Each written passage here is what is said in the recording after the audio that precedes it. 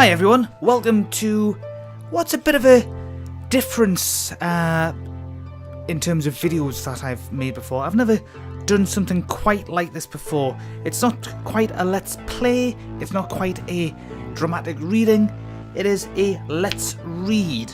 Now you've probably seen the review already that I've done of The Horror of High Ridge, the very first adventure book that I ever read. It was my gateway into this. Now I don't have the original copy because I traded that for a different book many years ago. But if you haven't seen that review, please feel free to go and watch that review after you've watched this, because you might be a fan of this series, you might not be, you might never have heard of it before, you might want to actually go and look into this, but this is a choose your own adventure book. This was a colossally successful or really popular series of books back in the 80s. Back during my childhood. Yes, I do feel old as I say that, but I've managed to get a hold of a copy. It's in good condition. Check out that review and you'll see what my thoughts are. But I'm going to do a let's read of The Horror of High Ridge. So without any further ado, let's get on with this. The Horror of High Ridge by Julius Goodman.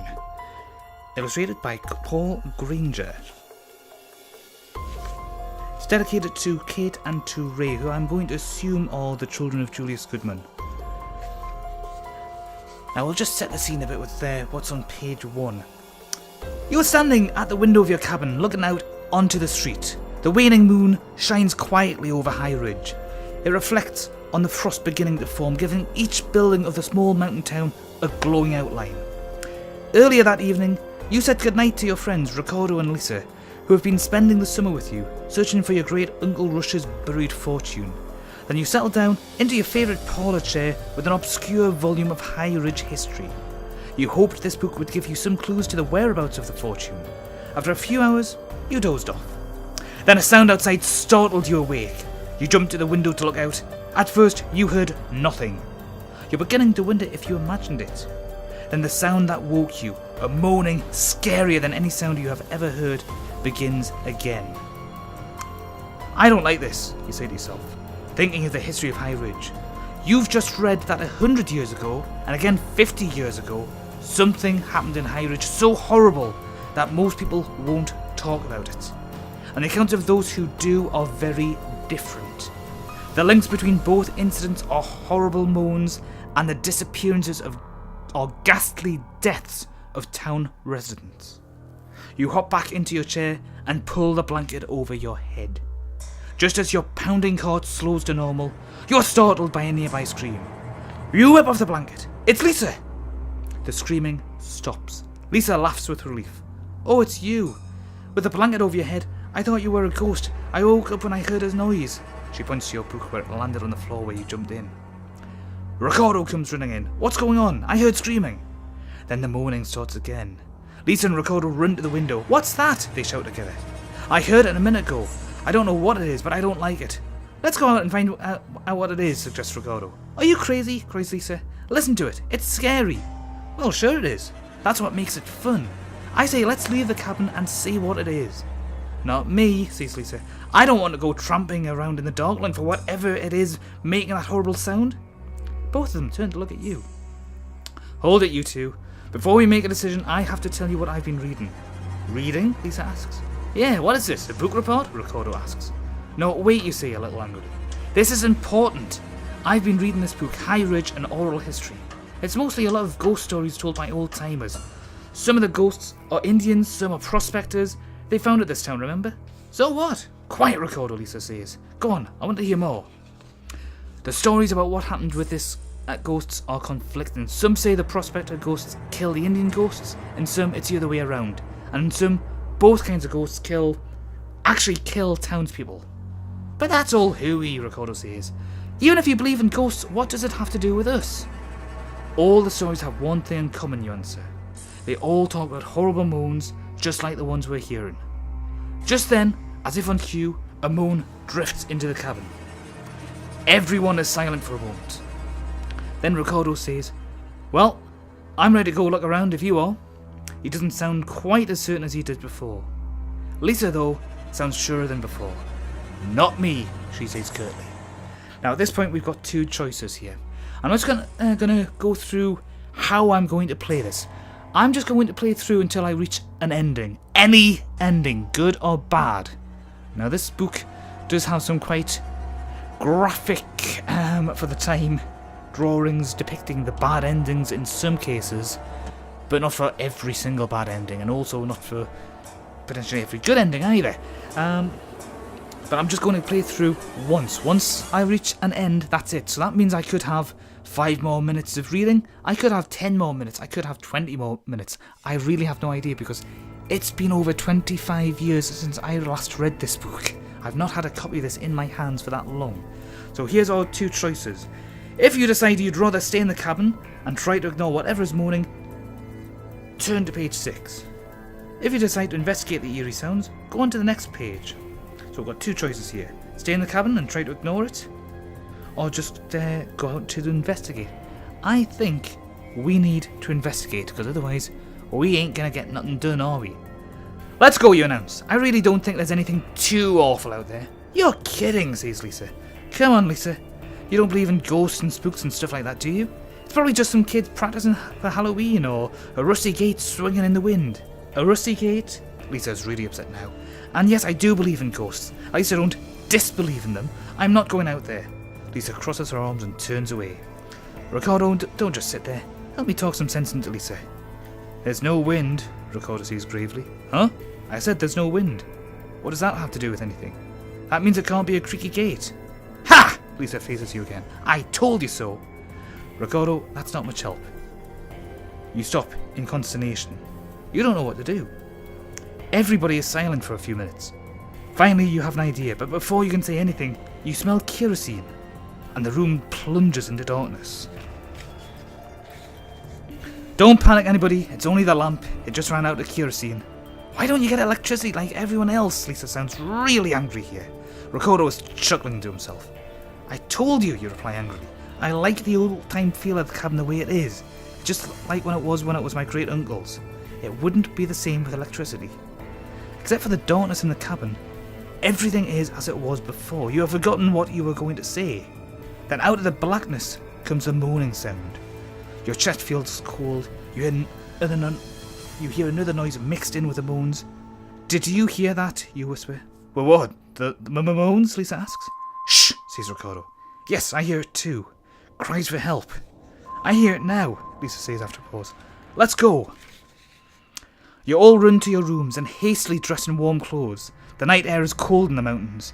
As you race out the door, you suddenly realise you don't know where you're going or what you're doing. Wait a minute! What are we doing? We're going to help whoever is calling for help, of course, responds Lisa. What about the ghosts, you ask? Remember the stories? Oh, they're just stories, Ricardo says. But maybe we should climb the church tower first and look the town over. I wonder if maybe we shouldn't go over to Mr. Phillips' house first. Who's he? Asks Lisa. The unofficial town historian. He's lived here all his life and knows everything about High Ridge. He's also our nearest neighbour. Now we have 3 choices. Do you go to look for help? Do you go to look to help the cries for help, that is? Do you go to climb the church tower? Or do you head over to Mr. Phillips' house? I think I'm going to risk it and go see who's crying out for help here. So here we go. We have to go to whoever's calling for help, you say finally. Good, Lisa responds. Yeah, I guess. I mean, if I were calling for help, I'd hope somebody would come. Me too, Ricardo says. Let's get some warm clothes and just get going. Just as you're ready to leave, you hear a knock on the front door. Without thinking, you open it. In walks an old Indian. Good evening, he says. I am Chief Walking Eagle. I have been dead for 100 years. I need your help. Well, that's dramatic. Chief Walking Eagle. Dead for 100 years? Ricardo exclaims. Yes, please sit down, my friends. I will explain. I will explain and answer your questions when I am done. When prospectors founded this town 100 years ago, they made peace with the local Indians and left them a plot of land near the new town. It was a sacred site for my people. One night, the prospectors celebrating a gold strike were drinking heavily. That night was a ceremonial event for my tribe, who sang as they marched to the sacred site with their ceremonial objects. The prospectors descended on the Indians and massacred them. The next day, they mined the site, taking the gold they found and burying all else under rock piles. When the rest of the tribe retaliated, they were also wiped out. What happened later, I do not understand, But now 3 times it has come to pass that those who were killed were compelled to return to kill one another over and over again. From midnight until dawn.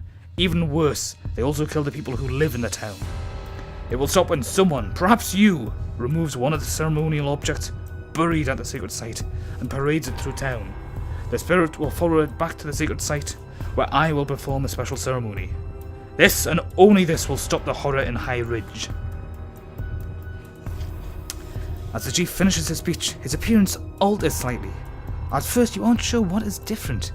Then you notice he's disappearing. You, Ricardo and Lisa are speechless. You know what they are thinking, the same thing that you are. Will you obey the chief's request? Will you decide to help the chief? Or do you think that helping the chief is too scary? Well, I think we've gotten straight into the plot here. So I'm thinking, yes, let's go and help the chief. Let's go help these people rest and stop the massacre that could potentially happen before it gets a chance to happen. We have to help, Ricardo says. Yes, Lisa adds. There's no way we can turn him down. Exactly what I was thinking, you say. I suppose we ought to grab some shovels and head out to the sacred site he was talking about. Do you know where it is? I think so.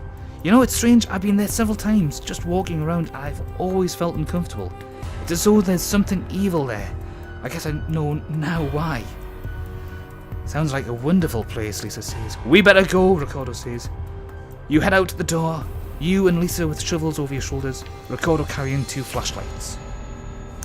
Yes, let's go desecrate a sacred site. There's definitely room for people to complain there, isn't there? The mourning continues, but now that you know what causes it, it doesn't bother you as much. When you reach the site, Lisa turns to you. I see what you mean. This place feels awful. We'd better get to work, Ricardo says. Any idea where to dig? Nope. Might as well try here then, he says. You take turns digging and holding the flashlights, but you don't find anything. Hours later, just before the dawn, you are tired, sore, and disappointed. Lisa calls for a break and a conference. I suppose we have to keep digging until we run out of time. I wonder if there's another way to do this. You heard the chief, Ricardo says. You know, you say after a pause, I had a thought. Mrs. Grundy gave me the key to the library this morning. I wonder if we could find more clues there, now that we have more information. If you decide to see what you can find at the library, turn to page 55. If you think the chief told you all you need to know, keep digging and turn to page 63. You know, I think we're knackered enough as it is, so let's go to the library, because at least we can warm up there and maybe find more information. You run to the library. You meet no ghosts on the way. When you let yourself in the massive door, you are startled by Mrs. Grundy's voice. Who's there? She is relieved to find out it's you and starts to tell you about her terrifying night and her decision to hide in the library. Normally, you would just listen to her quietly. She is a forceful woman, used to dominating conversation. To her surprise, you tell her your story. I'm not sure I believe a word of what you're saying, she says when you're finished. But after what I saw tonight with my own eyes... She drifts into silence for a minute, and then says, what about the mysterious statue of the Indian chief inside the museum? Of course, you exclaim. You bound up the stairs, shouting, I forgot all about it! You recall that one day about 100 years ago, the statue of the Indian chief with a tomahawk mysteriously appeared at the library. There was a strange poem and a plaque around its neck. No one has ever figured out what the words mean. The statue was moved up to the museum, installed in a glass case, and practically forgotten. You stop to read the poem preserved within the statue. Swing me twice when the glow arrives. You'll save yourself and other lives. Swing me thrice as the horror goes. You'll bring peace between the foes. With the shouts of, I've got it! I've got it! You break the case, grab the tomahawk, and race downstairs and out into the street. It actually says out the door, but I stumbled over my tongue there. Sorry. As you run back to the sacred site to pick up Ricardo and Lisa, you wonder if there's enough time left. With the tomahawk in your hand, you feel invulnerable. You race fearlessly through the streets. At the old mining site, you finally find Lisa there. Where's Ricardo? We found something, an old pipe. You went off with it to round up the ghosts. We didn't know if you'd had any luck. Did you find anything? You show Lisa the tomahawk and recite the poem. What do we do though? Will it work to do both? Will Ricardo be able to do it by himself? You point to the east where the sky is beginning to lighten. Time is running out. If you decide to wait for Ricardo, turn to page 110. If you decide to use that tomahawk, turn to page 97. You know, I think Ricardo is probably dead if we don't actually try to help you. Using both items might actually be a bit more helpful here, so let's go. Let's go help Ricardo. I can't wait to hear you shout. Come on! And you take off with Lisa, away from the direction Ricardo went. You don't get more than 3 blocks before you run into panting Ricardo. They're right behind me! What do we do now? There they are. It looks like hundreds of them. They're running towards you, shouting. Above them, you see a curious red glow.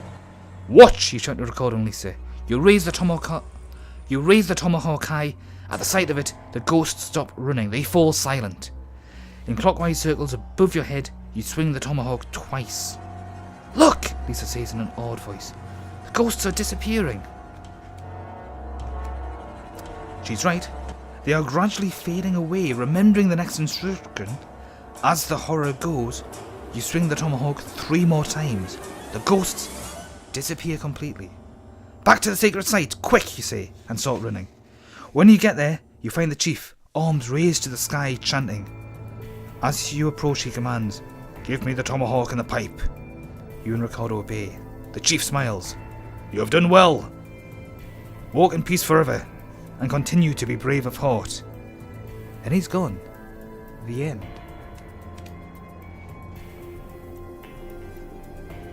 Oh, right. So I've been reading and talking for about 20 minutes. So that's one playthrough. So that's one thing. And I did the classic mistake of misreading the instructions and then, wanting right at the end to go and do one option and then accidentally selecting the other option, which can sometimes happen, which is why it's always a good idea to keep a hold of the page or paragraph that you're reading, depending on what kind of book it is. Fighting fantasy books, for example, you have paragraphs rather than pages that you turn to. Yeah, so it's always a good idea to stay on the option, stay on the page, the paragraph that you're choosing from, to make sure that you haven't actually made a great big boo-boo. But yeah, that was good. That was nice to actually read through that. I'd forgotten just how quickly you can get through these things, because, like I say, that's 20 minutes of recording time. I'll need to do a little editing just to obviously sort out a couple of fluffs I did there, but yeah, I quite like that. That was enjoyable. I'm going to look forward to reading through that again another time. And I might just do something a bit more complicated with one of the fighting fantasy books, because those are, oh god, those are much longer playthroughs in most cases, unless you make a completely horrible boo-boo and die horribly when you make the wrong choice. Like going down a dead end when you're pursued by 3,000 orcs. Yeah. Right. So I hope you enjoyed that. Let me know what your thoughts below were. Feel free to share this with anybody you know who's interested in this kind of book. And I'll see you next time. I'd say may your stamina never fail, but that's the wrong series. May you make the right choices. Or make the wrong choices in completely humorous ways. Bye bye.